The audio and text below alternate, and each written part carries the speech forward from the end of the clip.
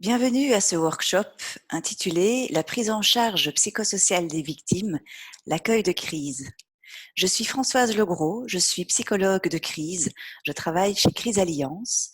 Crise Alliance aide les entreprises, les organisations à faire face aux crises. Avant les crises, elle les aide à s'y préparer et après une crise, elle les aide à relire ce qui s'est passé pour voir dans quelle mesure on peut retirer de l'expérience de la crise qui vient de se dérouler. L'objectif du workshop d'aujourd'hui est que vous puissiez disposer de balises dans le monde de la crise et que quel que soit votre lien ou la manière dont vous allez entrer en contact avec les victimes, que ce soit de par un rôle professionnel ou de par un lien privé, que ces balises puissent vous aider à ajuster votre intervention. Nous aborderons 3 parties. Tout d'abord, nous verrons des concepts clés en victimologie. Ensuite, nous parlerons de repères d'intervention. Je vous présenterai un modèle qui organise le qui, fait quoi et quand, à partir du moment où l'événement se produit, et ce, au long des différentes phases qui vont se succéder. Et enfin, nous parlerons de l'intervenant de crise et plus spécifiquement, nous formulerons des recommandations pour les intervenants de la crise, pour les lignes hiérarchiques qui encadrent des intervenants de crise ou qui ont des travailleurs qui sont touchés par un événement traumatique. Et enfin, pour les organisations elles-mêmes qui seraient exposées à un risque récurrent d'événements traumatiques.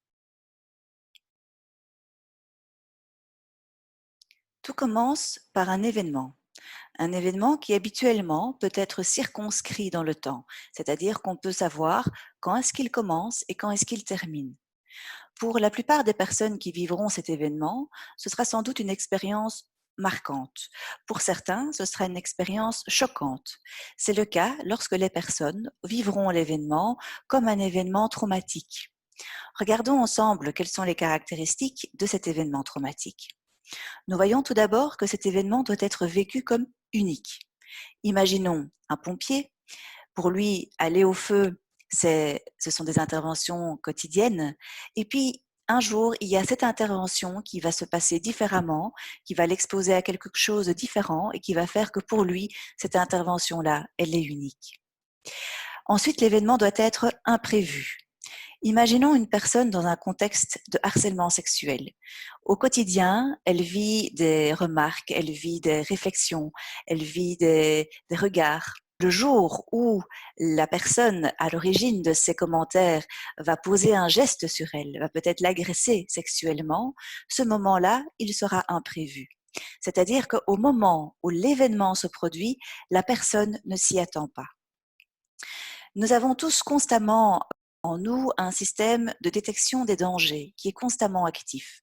Au moment où vous écoutez cet exposé, votre système de détection des dangers est en train d'être attentif à ce qui se passe aux alentours de vous. Peut-être que maintenant que nous en parlons, vous y prêtez attention et vous vous rendez compte qu'il y a de la circulation dans la rue ou qu'il y a peut-être un chat qui miaule ou une porte qui claque. Tant que les signaux interprétés par ce système de détection des dangers ne sont pas associés à un danger particulier, votre attention ne va pas être perturbée.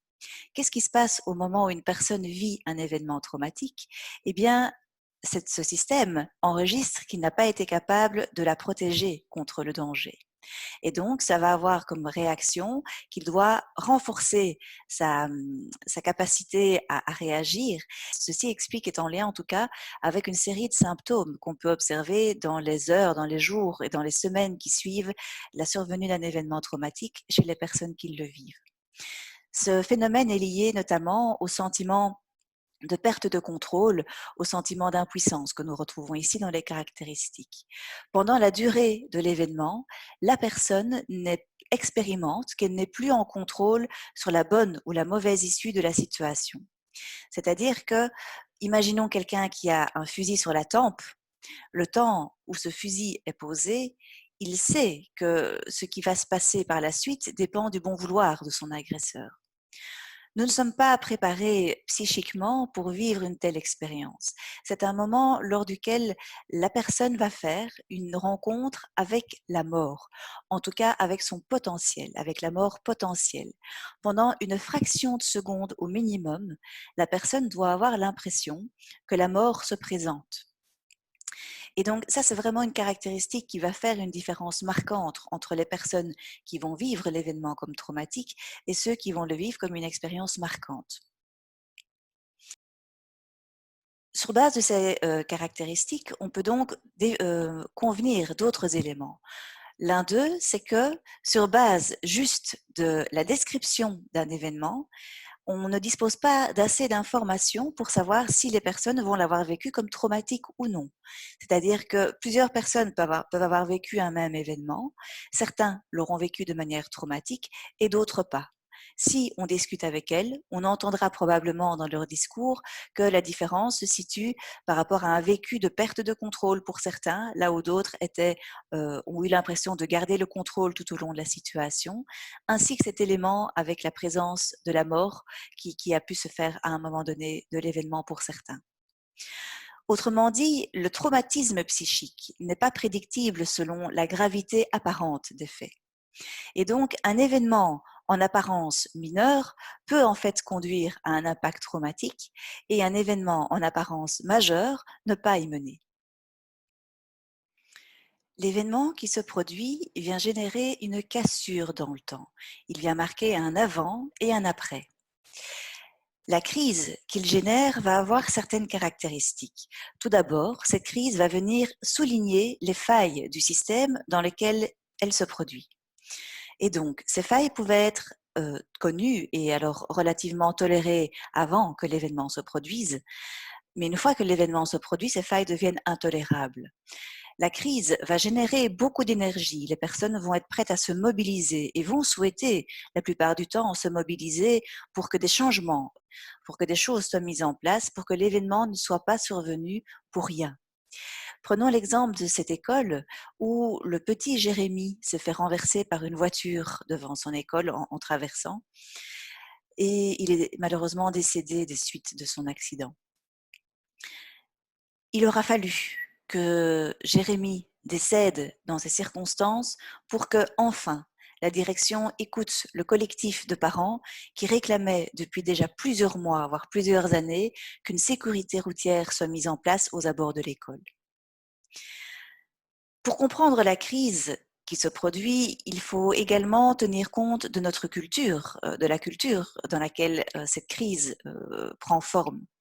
Notre culture occidentale, notre culture actuelle, présente certaines caractéristiques en termes d'une certaine individualité, un certain individualisme et un certain tabou par rapport à la mort.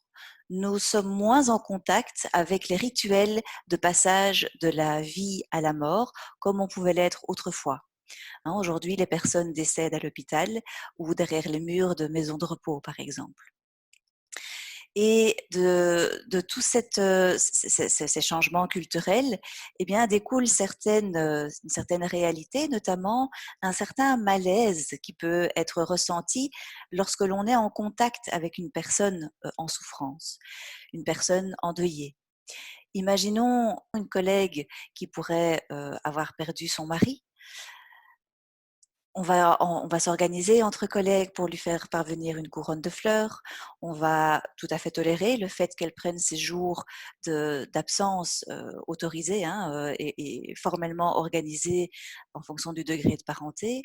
On va sans doute aussi l'entourer de bienveillance à son retour au travail et accepter, en tout cas imaginer et accepter qu'elle puisse ne pas être au top de ses performances. Mais parfois, on a peur de mal faire, on a peur de mal dire, on a peur de blesser. Et donc, qu'est-ce qu'on fait? Comment est-ce qu'on l'accueille quand elle revient au travail? Parfois, par peur de mal dire ou effectivement de mal faire, on préfère ne pas dire, on préfère ne pas aborder le sujet. Et donc, quelque part, ça crée de l'autre côté, du côté de la personne qui vit ce deuil, ça peut créer un certain sentiment d'isolement. L'impression que la vie reprend pour tout le monde, mais pas pour elle. L'impression que les rythmes sont différents, l'impression de se retrouver seule avec sa souffrance. L'événement vient générer un certain nombre de ruptures. Et donc, la personne elle-même, elle va déjà observer des ruptures par rapport à elle-même. Et par rupture, j'entends des changements. On voyait tout à l'heure, je vous parlais de ce système de détection des dangers qui contribue notamment à expliquer les symptômes qu'on peut observer chez soi après qu'on ait vécu un événement traumatique. La personne qui vit ça, elle va se sentir différente. Elle va se sentir, ce qu'elle va voir d'elle-même dans ces moments-là va moins lui plaire. Parfois, les personnes nous disent qu'elles voudraient redevenir comme elles étaient avant. Ne pas parvenir à dormir, ne plus avoir de patience avec ses enfants, ne plus avoir envie de jouer avec ses enfants. Ce genre de symptômes euh, peuvent survenir et durer quelques semaines après la survenue d'un événement. Donc, les personnes vont d'abord ressentir une première rupture par rapport à elles-mêmes, elles vont sentir qu'elles ont changé. Leur entourage va également sentir que les personnes ont changé et le rythme ne va pas être le même pour la personne endeuillée, par exemple, que pour son entourage direct. Et donc, reprenons l'exemple du travail. Oui, après une semaine, la bienveillance collective est toujours là, mais qu'en est-il après 3 semaines? Qu'en est-il après un mois et demi? Comment est-ce que les personnes vont continuer à pouvoir accepter que la personne ne soit pas au top de ses performances? Ce sont toutes des questions qui se posent dans la réalité de la vie. Une troisième rupture a lieu par rapport au monde. Les priorités changent, les valeurs changent.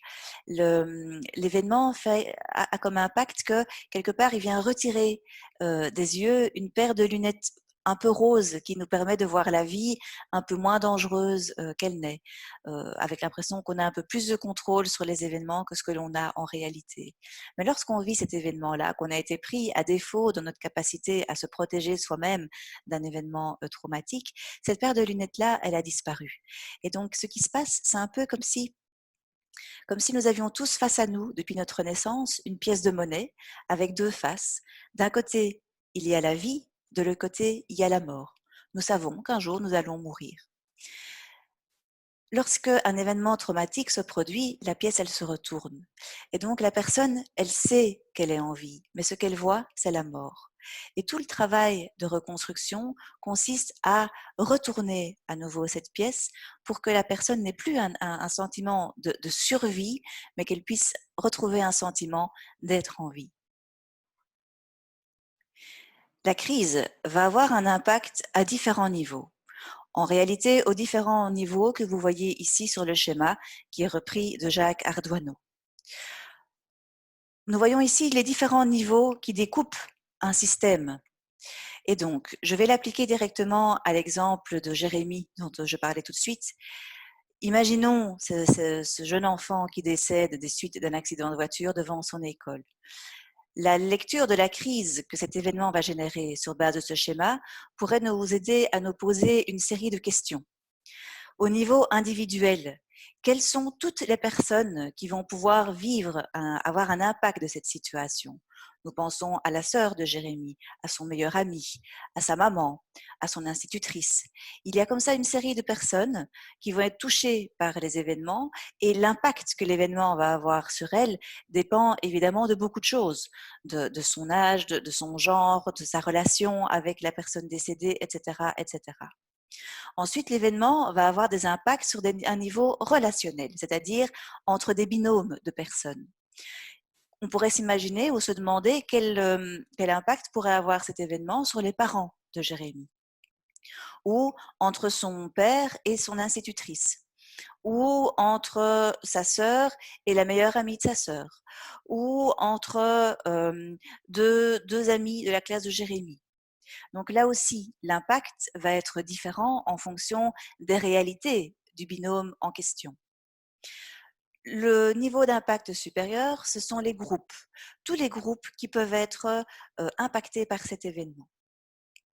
Le club de foot que fréquentait Jérémie, sa classe, son quartier, sa famille élargie, le collectif de professeurs, par exemple. Donc, on voit que cet événement peut venir impacter différents groupes et encore une fois, l'impact sera différent en fonction de chaque groupe. Le niveau supérieur, c'est le niveau organisationnel. Ici, dans le cas de cet exemple, l'organisation, c'est l'école.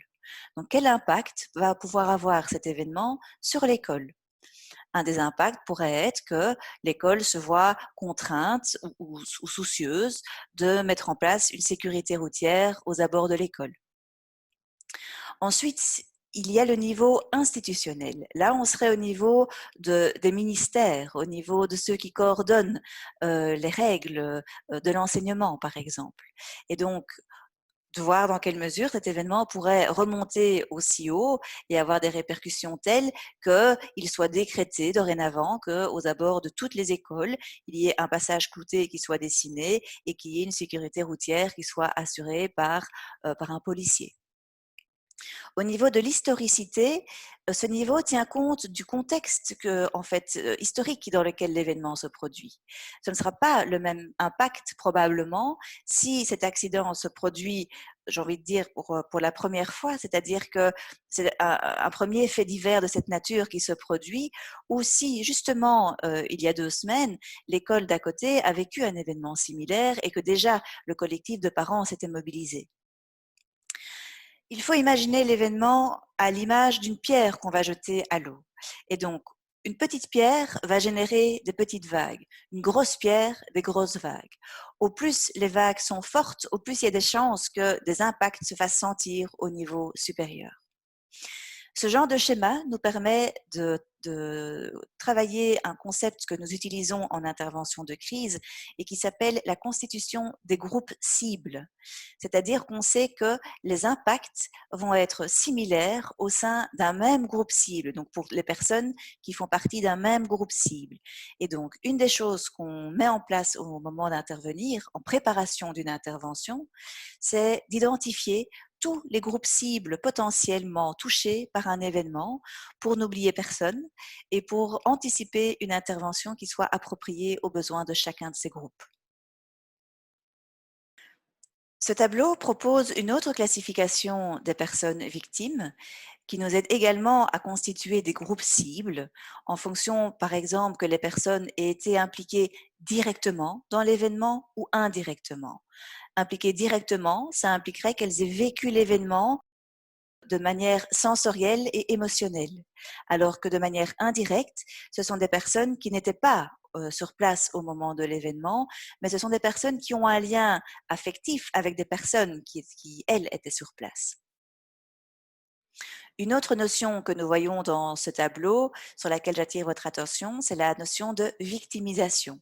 Le fait d'avoir un vécu de victime, d'être impliqué direct ou indirect par rapport à un événement qui s'est produit. Et ça, c'est la victimisation primaire. Et la victimisation secondaire, c'est le fait d'être victime d'être victime. Prenons par exemple celui d'une dame qui aurait été violée. Ça, elle est victime primaire par rapport à ce viol. Et lorsqu'elle est rejetée par son compagnon parce qu'elle a été violée, à ce moment-là, elle est victime de victimisation secondaire. La manière dont les intervenants vont interagir par la suite avec les victimes est très importante parce qu'effectivement, l'objectif, c'est d'éviter les phénomènes de victimisation secondaire. Le dernier concept que je souhaite vous présenter est celui des besoins, les besoins des victimes d'événements traumatiques. Quelle que soit la nature de l'événement, que les personnes aient été impliquées directement ou indirectement dans ces événements, nous remarquons que les besoins qui sont ressentis par les personnes victimes d'événements traumatiques sont similaires. Le méta-besoin, c'est le besoin d'information. Les personnes veulent savoir. Les personnes veulent savoir si leur proche est impliqué dans l'événement, s'il est mort ou vivant, s'il a été pris en charge, s'il est blessé, où il se trouve, s'il a été évacué quelque part. Les personnes veulent se retrouver. Elles veulent savoir ce qui s'est passé. Tant que les informations ne sont pas disponibles, les personnes vont démontrer des ressources pour trouver ces informations. Elles vont téléphoner à gauche et à droite, elles vont vouloir prendre leur véhicule pour se rendre sur place, etc., etc. Attention, un phénomène connu au niveau du besoin d'information, c'est qu'il provoque ce qu'on appelle un effet tunnel. L'important à ce moment-là, c'est de trouver l'information et c'est à ce point important que des personnes peuvent en parvenir à oublier, le reste de leurs responsabilités. Par exemple, une personne qui va sauter dans sa voiture pour se rendre sur place, mais qui va oublier de prévenir son responsable, son chef d'équipe qu'elle se met en route. Il m'est arrivé de rencontrer dans des centres d'accueil des mamans qui étaient en attente de nouvelles d'un de leurs enfants et à un moment donné, elles se mettent à crier ou elles viennent nous trouver et elles disent: «Mais en fait, j'ai un bébé à la crèche, que j'ai complètement oublié et qu'il faut aller chercher». Donc il y a réellement un effet tunnel qui existe et un des rôles des intervenants, c'est d'aider les personnes à ouvrir leur réalité pour justement, essayer de voir s'il n'y a pas d'autres choses qui doivent être mises en place pour qu'elles puissent être dans l'attente de recevoir des nouvelles plus confortablement. Les besoins primaires, c'est une autre grande catégorie de besoins qu'on rencontre. Le besoin d'être mis en sécurité, d'avoir chaud, hein, qu'on mette une couverture si on a été évacué. Le fait de recevoir à manger, de recevoir à boire. Encore dernièrement, j'entendais des personnes qui avaient été évacuées cet été de chez elles euh, parce qu'il y avait une fuite de gaz et qu'elles attendaient de pouvoir rentrer chez elles. Et elles me disaient qu'elles étaient restées pendant plusieurs heures sous le soleil sans qu'on leur propose à boire ni à manger. C'est aussi le fait de se reposer, de pouvoir organiser une présence, par exemple dans un centre d'accueil, par quelqu'un d'autre, le temps que la personne aille dormir et de lui promettre que s'il y a des nouvelles qui arrivent, eh bien, on va la prévenir, on va la tenir informée. La reconnaissance, c'est un besoin criant des victimes. Elles ont besoin qu'on reconnaisse que ce qu'elles vivent est particulier et qu'elles ont des besoins du coup particuliers en lien avec cette situation. Ce qu'elles ressentent, ce sont des besoins normaux à une situation qui, elle, est anormale. Participer à la reconnaissance, c'est quoi? C'est par exemple autoriser que la personne quitte son poste de travail pour gérer l'événement, par exemple, ou pour se rendre à l'hôpital au chevet de quelqu'un. Le partage social consiste en, eh bien, certaines personnes ont besoin de parler de ce qui se passe et d'autres pas. Le fait de pouvoir mettre des mots, le fait de pouvoir échanger, de pouvoir être en lien, que ce besoin se manifeste par sa présence ou par son absence, le besoin au contraire d'être isolé, d'être dans son coin, de ne pas être dérangé, eh bien, le partage social est un besoin dont il faut prendre soin sur le terrain. Le besoin de rituel, c'est un besoin qui permet de tourner des pages, qui permet aux personnes d'avancer dans leur cheminement de reconstruction après un événement traumatique, de deuil éventuellement. Le rituel, ça va être des gestes comme oui, déposer une couronne de fleurs, comme aller se recueillir dans un endroit où quelque chose s'est passé. C'est bien sûr organiser des cérémonies d'hommage, c'est organiser des commémorations après X temps. Ce sont tous ces gestes qui permettent aux personnes de se rendre compte que malgré que le temps passe, en tout cas que les personnes, que ce qui a été perdu continue à exister, qu'on continue à se souvenir de ce qui a été perdu, des personnes disparues.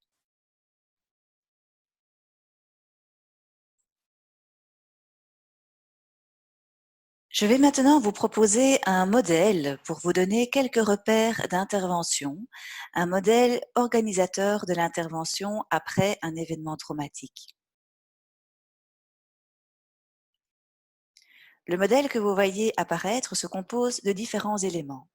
Tout d'abord, une ligne du temps qui définit 3 temps entre le moment où l'événement survient, les 48 à 72 heures après l'événement et puis les 1 à 3 mois après l'événement.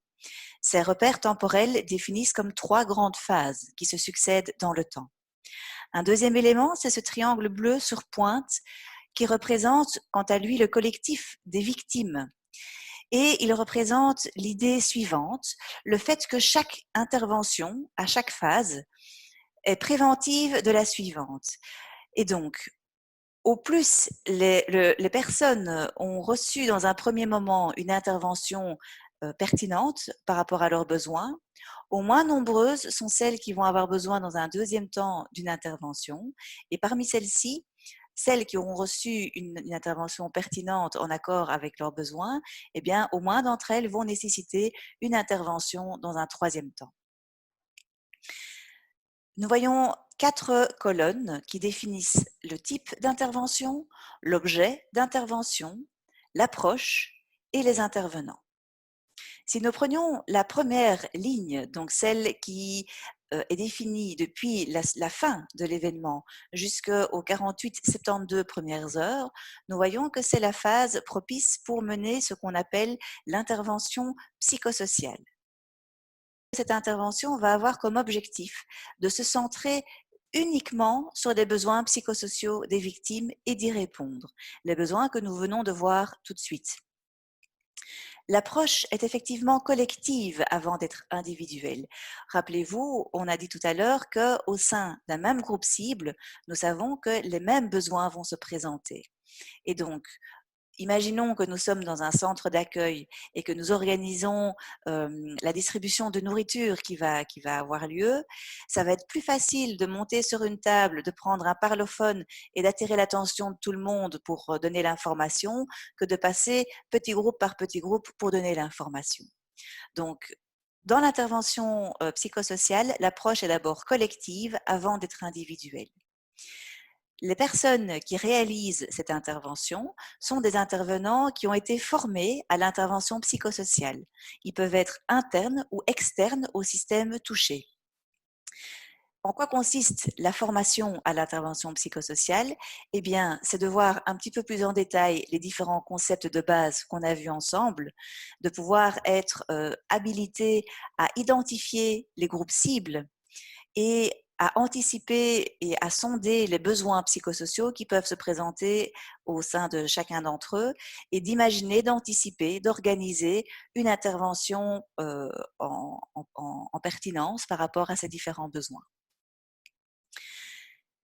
Entre les 48-72 heures et le premier à 3 mois, c'est le moment propice pour mettre en place l'intervention qu'on nomme ici intervention psychologique.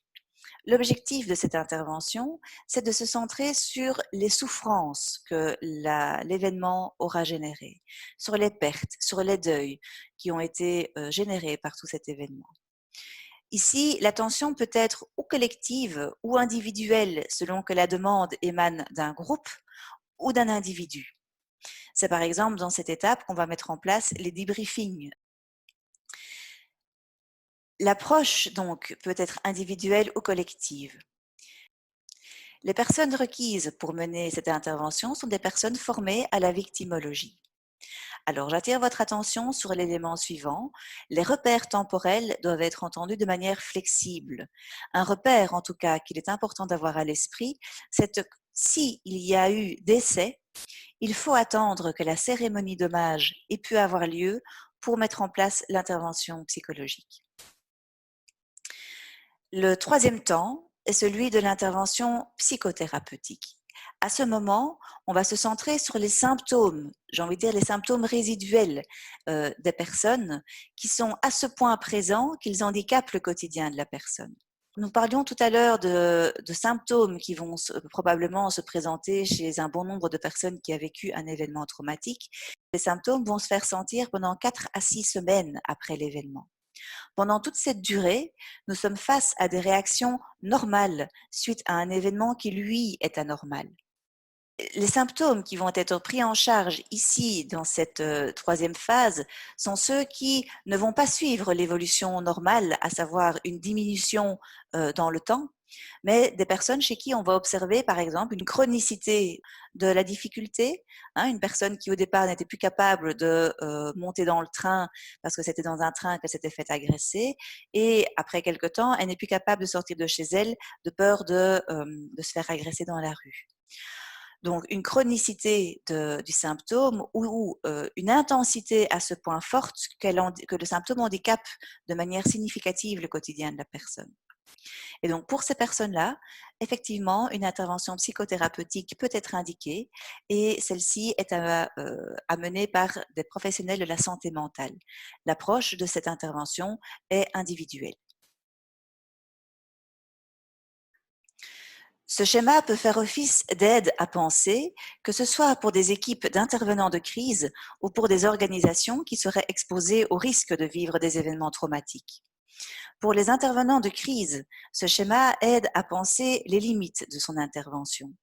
En imaginant que votre mandat d'intervention soit d'intervenir dans un moment psychologique ou psychothérapeutique, eh bien, ça questionne les prérequis qui vous sont nécessaires pour pouvoir intervenir.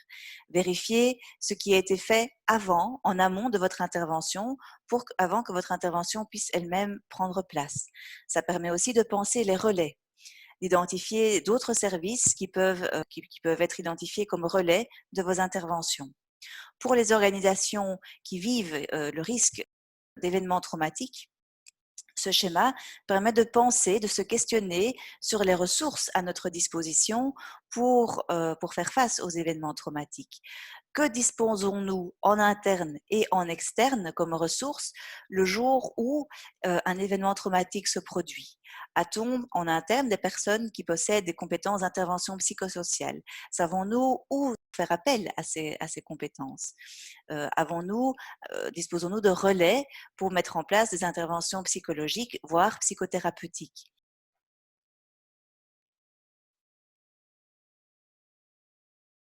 Alors, jusqu'ici, nous avons exploré des concepts de victimologie qui, je l'espère, contribuent à vous donner quelques repères dans le monde de la crise.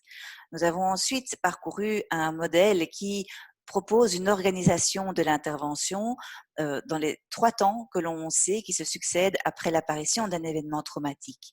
Ce modèle dans l'idée de donner des balises sur le qui doit faire quoi et quand en termes d'intervention par rapport aux différents temps qui suivent l'événement.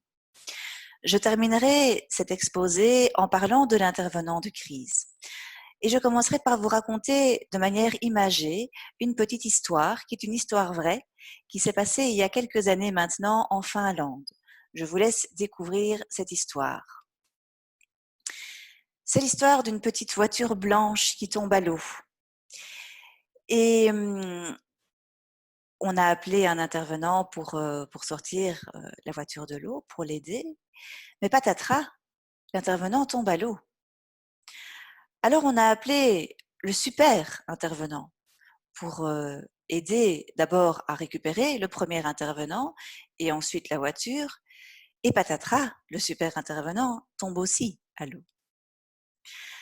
Alors, cette histoire, elle illustre quoi? Elle illustre le fait que l'intervention en crise comporte des risques pour l'intervenant.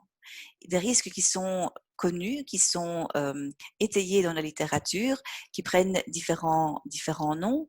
Victimisation vicariante, on parle de stress ou d'usure de compassion, on parle de fatigue de compassion, tous des termes qui expriment de manière différente, avec des notions un peu variées, le fait que on peut être soi-même à risque de développer des réactions de victime.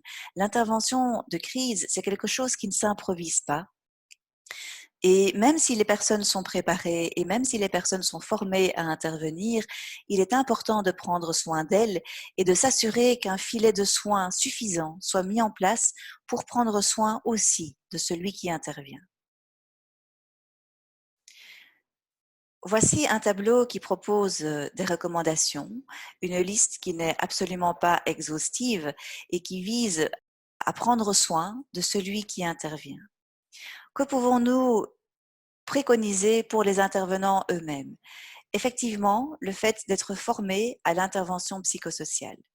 Pouvoir identifier les groupes cibles, identifier les besoins qui se présentent dans chacun des groupes cibles, de pouvoir anticiper comment mener une intervention, comment prendre soin de soi en intervention, quels sont les prérequis qui montrent qu'une intervention est possible, est favorable, comment se met en place une intervention sur le terrain. Il y a beaucoup de concepts qui sont à découvrir. Par exemple, encore la notion qu'on recommande que pour une intervention de terrain, il y ait 2 personnes mobilisées, une qui soit sur le terrain et une qui soit à distance. Voilà, donc le fait d'avoir des binômes, il y a beaucoup de choses au niveau de l'intervention qui peuvent être pensées et réfléchies pour prendre soin des intervenants. L'idée, c'est que les intervenants, oui, ils peuvent intervenir dans des situations d'urgence, mais non, ils ne peuvent pas être eux-mêmes en urgence. Les lignes hiérarchiques. Les lignes hiérarchiques qui encadrerait des équipes d'intervenants, il y a bien sûr des choses à mettre en place en termes de, je vais dire, de bienveillance psychosociale par rapport à ces intervenants. De penser l'organisation des pauses, de s'assurer qu'il y a assez de temps de récupération qui suivent les temps de mission, les temps de travail en crise. Et que ce temps de récupération ne soit pas uniquement les temps à la maison, parce qu'on sait que pour beaucoup de personnes, quand on rentre chez soi, c'est la deuxième vie qui commence, mais que ces temps de pause soient formalisés dans le travail, qu'il y ait des temps de récupération prévus au travail pour que les personnes puissent se retrouver dans une salle avec une tasse de café, échanger un souvenir d'intervention, organiser des choses, voilà, donc formaliser des choses au niveau du travail, par exemple. Pour les lignes hiérarchiques au sein d'organisations touchées par un événement traumatique, il est important d'être sensibilisé à l'intervention psychosociale, c'est-à-dire de comprendre la dynamique psychosociale d'intervention, comprendre cette notion de groupe cible, comprendre la notion de besoins psychosociaux et bien sûr, il pourrait y avoir des intervenants psychosociaux qui interviennent au sein d'une structure, mais en aucun cas ils viennent se substituer ou remplacer l'impact que peut avoir la ligne hiérarchique en termes de reconnaissance, notamment, en termes d'action, en termes de prise de décision, en termes de communication. Et donc, au plus la ligne hiérarchique va être sensibilisée, et quand je dis ligne hiérarchique, ce sont les différents niveaux jusqu'à la direction d'une structure, au plus cette ligne va être sensibilisée et formée à l'intervention psychosociale, au plus vous allez activer des leviers de résilience au sein de votre organisation. Vous allez préparer en amont des protocoles qui vont aider à limiter le chaos au moment où la crise survient. Et dans ces temps de préparation, vous allez contribuer à développer les liens, la confiance entre les employés et leur organisation. Et ça, ce sont tous des éléments qui favorisent le fait qu'une fois qu'un événement survient, eh bien, on traverse ensemble une crise, qu'on en ressort avec un certain apprentissage, et ça contribue à activer la résilience des équipes. Pour les organisations qui seraient exposées à une récurrence d'événements traumatiques, ou si le jour où un événement se produit, le fait que cet impact serait de grande ampleur, que ce soit un événement de grande ampleur ou la récurrence d'événements, ce sont des circonstances spécifiques qui appuient la nécessité de disposer en interne d'un plan d'intervention de crise, un plan qui organise le qui, en interne et en externe de l'organisation, doit faire quoi en termes d'intervention et quand par rapport aux différents moments qui suivent l'événement. Au plus les rôles sont établis à l'avance, au moins il va y avoir de chaos pendant le déroulement de la crise. Qu'est-ce qu'on prévoit dans un plan de crise? Eh bien, on prévoit les critères d'activation de ce plan. Donc, on réfléchit à quels peuvent être les risques spécifiques pour notre entreprise et à comment les identifier s'ils se produisent pour que si on les identifie, eh bien, ça engendre l'activation du plan. On définit le moment start, hein, donc le moment de déclenchement du plan, mais aussi le moment stop, le moment où on va lever le plan. Et pendant la durée du plan, on définit les temps de préparation de l'intervention et qui est chargé de cette préparation. On définit les temps de l'intervention en elle-même et on définit aussi le suivi de l'intervention. C'est-à-dire, une fois que le plan est levé, que l'intervention de crise est arrivée à sa fin, eh bien, on définit, on formalise des moments de bilan, des moments de suivi qui permettent de se donner cette chance de relire la crise et à ce moment-là, de pouvoir en extraire le potentiel qui va permettre d'améliorer votre gestion de crise, qui va permettre d'améliorer encore la résilience de vos équipes et de votre entreprise.